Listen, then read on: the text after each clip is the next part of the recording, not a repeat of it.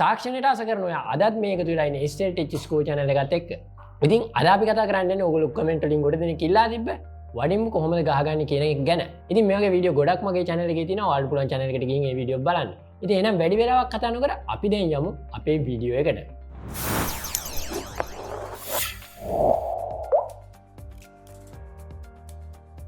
ඉතින් මුලින්ම අපි කතා කරමු වඩින්බු කියන්නේ මොකක්ද? වඩින්බුට පාවිච්චි කරන ඇන මොනවාද? ඒ වගේම වහලට කොහොමද අපි වඩින්බු සවි කරගන්නේ කියන එක ගැන අපි මුලින්ම කතා කරමු. ඉතින් මුලින්ම බලමු වඩින්බුවක් අරගෙන මේක මොකක්ද මොන වගේද කියන එක ගැන බලන්න තමයි මේ අපි වෙන්නන්නේ. ඉතින් වඩින්බුව මේ විදිහට තමයි ඔයාලට බලා ගන්න පුළුවන් වෙන්නේ. ඉතින් ඊට පස්සේ බලමු මේ වඩින්බුව කොහොමද අපි වහලට සවි කරගන්නේ. මොකකින්ද අපි සවි කරගන්නේ. ඉතින් අපි මේක වහලට සවි කරගන්නේ මෙන්න මේ වගේ ජගුවාර් යන පාවිච්චි කරනවා. මොකද කම්බි යන වලට වැඩි මේකේ තොප්පිය ලොකුයි. එතකොට මේක ආපහු තහඩු ඇදිලා ඉරිලා එන්නේ නැහැ. ඒක නිසා මේ යන පාවිච්චි කරොත් ගොඩක් හොඳයි. ඉතින් ඊට පස්සේ තහඩුව අරගෙන මෙන්න වගේ වඩින්බුව අරගෙන වහලට මෙන්න මේ විදිහට තියාගන්නවා. මොකද මේ වහලේ ගොඩක් වෙලාවට ලෙවල් අපි ලෙවල් කරලා තමයි වහලේ තියෙන්නේ. එතකොට මේ වාල්ට හේතු වෙන විදිහට මෙන්න මේ විදිහට තියාගෙන ඉවර වෙලා මෙන්න මේ ඔයාලට පේන වැඩි පරාල මෙන්න මේ පරාල වලට අපි ඇන වලින් මේක සවි කරගන්නවා. අර අපි කලින් පෙන්නපු ඇන වලින් මේක සවි කරගන්නවා. ඉතින් ඔයගොල්ලන්ට දැන් පේනෙයි මේක කොහොමද මේක කරන්නේ, කොහොමද අපි මේ වඩින්බුව ගහගන්නේ කියන එක ගැන දැන් ඔයාලට මේ වීඩියෝ එකෙන් පේන්නේ.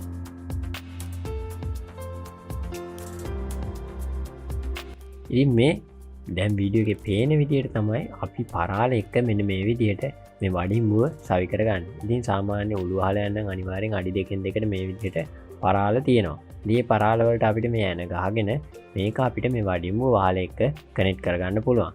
ඉතින් දැන් ඔයාලට පේනවා ඇති මේක කොහොමද මේක කනෙක්ට් වෙන්නේ වහල එක්ක, කොහොමද අපි මේක කනෙක්ට් කරගන්නේ කියන එක ගැන දැන් ඔයාලට පැහැදිලි අවබෝධයක් ඇති. ඉතින් අපි බලමු ඉස්සරහට කොහොමද ඉතුරු වැටික් කරන්නේ. මේක සාමාන්‍ය දිග අඩි 12ක් විතර. එතකොට අපි කොහොමද මේක කනෙක්ට් කරගන්නේ? ඒ වගේ තව තියෙන දේවල් ගැන අපි කතා කරමු ඉස්සරහට වීඩියෝ එකෙන්. ඉතින් ඔන්න ඔය විදිහට තමයි වඩින්බුව ගහලා ඉවරුනහම තියෙන්නේ. ඊට පස්සේ මම දැන් ඔයාලට මේකෙන් පස්සේ පෙන්නන්නම් වඩින්බුවක් අපි ගහලා ඉවර කරපු කොටසක් මෙන්න මේ විදිහට. මේක නම් පීල්ලක් තියෙනවා. මේක අපි පෙන්වන්න හේතුවේ මේකේ වඩින්බුව අපිට පෙන්වන්න ඕන නිසා තමයි අපි වීඩියෝ එකෙන් මේ කොහොමද අපි මේ වහලකට ගහලා තියෙන කියන එක ගැන පෙන්වන්න තමයි අපි මේ කරන්නේ. ඉතින් මේ වගේ මුළු ගන්න විදිහත් ඉස්සරහට වීඩියෝ එකේදී අපි කතා කරනවා. ඉතින් දැන්ට වඩින්බුවක් කොහොමද කනෙක්ට් කරගෙන තියෙන්නේ කියන එක ගැන විතරක් අපි දැනට කතා කරමු. ඊටු ටික අපි වීඩියෝ එක ඉදිරියේදී කතා කරමු.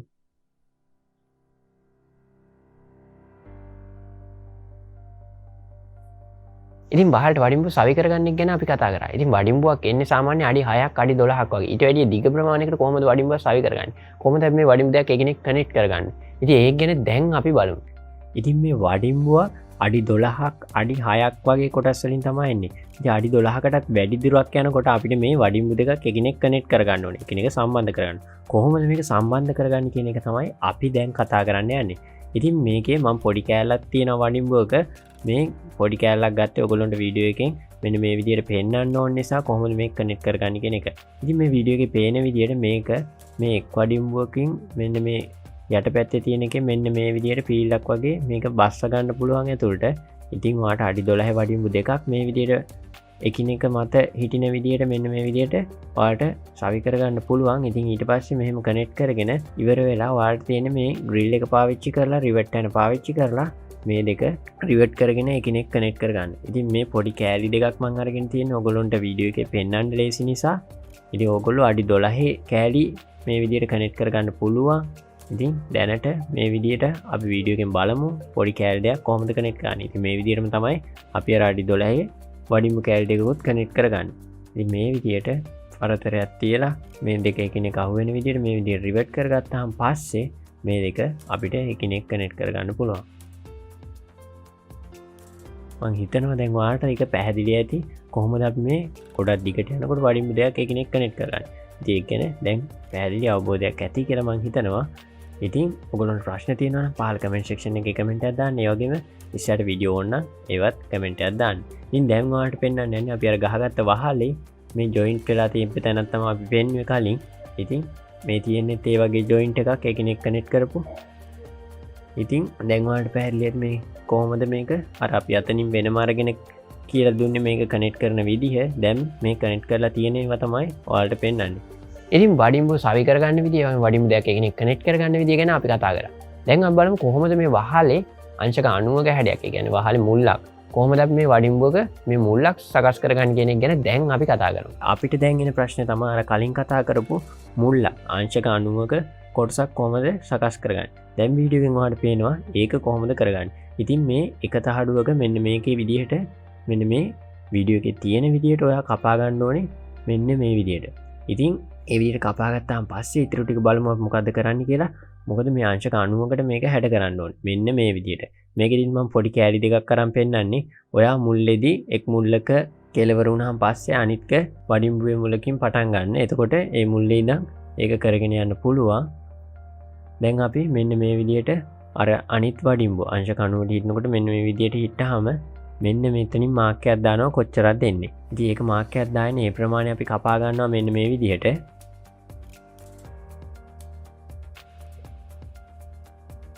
ඉතින් ඒක කපාගත්තාම පස්සේ අපිට තියෙන්නේ මේක මෙහෙම කනෙක්ට් කරලා ඉවර වෙලා අපිට මේක මෙතන මේ අංශක අණුවට නැම්මට එහා පැත්තේ තියෙන කොටස අපි නමා ගන්න ඕනේ.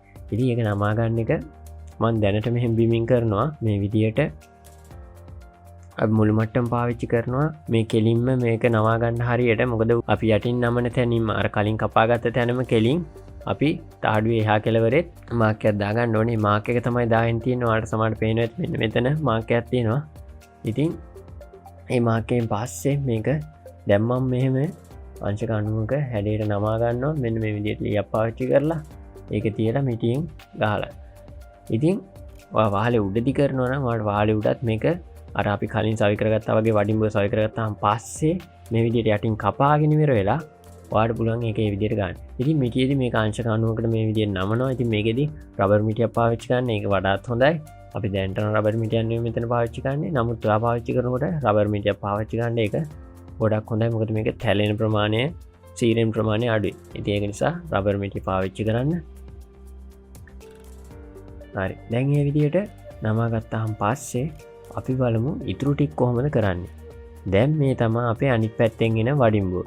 අපේ වහලේ අනිත් පැත්තට එන වඩිම්බුව. මෙතන පොඩි කෑල්ලක් පාවිච්චි කරන්න අපි ඔයගොල්ලොන්ට පෙන්නන්න මේක කරන විදිය. ඉතින් වහලේදී මේ විදියට එකිනෙක වහලේ හැඩයට අනුව මේ විදියට අපි මේ මුල්ල අංශක 90ක මුල්ලක් හදා ගන්න ඕනේ.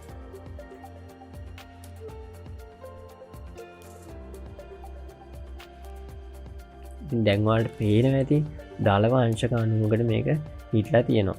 ඉතින් වහලෙත් එක්ක යනකොට වහලේ හැඩේ අනුව එක ඒ අංශක 90ට හිටිනවා. ඉතින් මෙතනදී ඔයාලට පෙන්නන්න තමයි මේ විදියට කරන්නේ. දැන් මේක අපි මේකේ රිවර්ට් කරගන්න ඕනේ තාඩු දෙක. ඉතින් ඒක නිසා මෙන්න මේ විදියට ඩ්‍රිල් එකෙන් විදගෙන මෙන්න මේ විදියට රිවර්ට් යන දෙකක් ගහගන්න තමයි අපි දැන් යන්නේ. ඔයාලට දැන් වීඩියෝ එකෙන් පේනවා ඒක කරගන්නේ කොහොමද කියන එක ගැන. ඉතින් මගේ channel එකේ සිවිලින් වීඩියෝ තියෙනවා. ඒ වගේම මේ වගේ වීඩියෝ ගොඩක් ඉස්සරහට ගෙනවා. ඉතින් මේ වීඩියෝ බලන්න channel එක subscribe කරලා නැත්නම් subscribe කරන්න කියලා මතක් කරනවා. ඒ වගේම මේ වීඩියෝ එක හොඳයි නම් share කරන්න කියලාත් මතක් කරනවා. ඉතින් අපි SL Teaching School Facebook page එක සමහරට එකතු වෙලා නැතුව ඇති. ඉතින් ඒක එකතු වෙලා නැත්නම් අනිවාර්යෙන් ඒක එකත් එකතු වෙන්න කියලා මතක් කරනවා. පාඩ description එකෙත් මම link එක දාලා තියෙනවා. එහෙම නැත්නම් FB එකට ගිහිල්ලා ඔයාලා search කරලා මේක හොයාගන්න පුළුවන්. හරි. දැන් මේ විදියට රිවර්ට් කරගත්තාම පස්සේ දැන් ඔයාලට පේනවා ඇති මේ මුල්ලක් මේ විදියට ඇවිල්ලා තියෙනවා. ඉතින් මේකේ තව රිවර්ට් එකක් දෙයක් ගහ ගන්න ඕනේ. ඊට පස්සේ මේක හොඳ හිඩස් නැති හොඳට කනෙක්ට් වෙච්ච මුල්ලක් විදියට මේක සම්බන්ධ වෙනවා. දැන් අපි බලමු මේක අංශක 90ක් තියෙනවද කියන එක ගැන. ඉතින් මෙන්න මේ විදියට වහලෙත් එක්ක කනෙක්ට් වුණාම මේ එහා පැත්තේ තහඩුවත් මේ තහඩු දෙකම එකිනෙක වහලේ එක්ක කනෙක්ට් වුණාම මෙන්න මේ විදිහට අංශක 90ක් හිටිනවා. ඉතින් දැන් ඕගොල්ලොන්ට පෙන්නන්නේ මේ අපි වහලේ ගහලා තියෙන වඩිම්බුවේ මේ මුල්ල කොහොමද අරන් තියෙන්නේ කියන එක ගැන. ඉතින් අර අපි යටින් කරපු දේම තමයි කරන්නේ. මේක වහලේදී තියෙන විදිය තමයි මේ වීඩියෝ එකෙන් ඔයාලට දැන් පෙන්නන්නේ. ඉතින් ওই විදියට තමයි අපිට වඩිම්බුවේ මේ මුල්ලක් ගහ ගන්න තියෙන්නේ. ඉතින් මම හිතනවා දැන් ඔයාලට ගොඩක් තේරෙන්නේ නැති කියලා මේක කොහොමද කරන්නේ කියන එක ගැන. ඉතින් වඩිම්බුවක් ගහ ගන්න විදිය ගැන අද අපි මේ වීඩියෝ එකෙන් කතා කරා. ඉතින් මේ වගේ ඉස්සරහටත් වීඩියෝ ඕන නම් ඔයාලට ඕනි කරන වීඩියෝ තියෙනවා නම් පහල කමෙන්ට් සෙක්ෂන් එකේ අනිවාර්යෙන් කමෙන්ට් එකක් දාන්න. ඒ වගේම මේ වගේ ඉස්සරහටත් දාන වීඩියෝ බලන්න අනිවාර්යෙන් channel එක subscribe කරලා නැත්නම් channel එක subscribe කරන්න.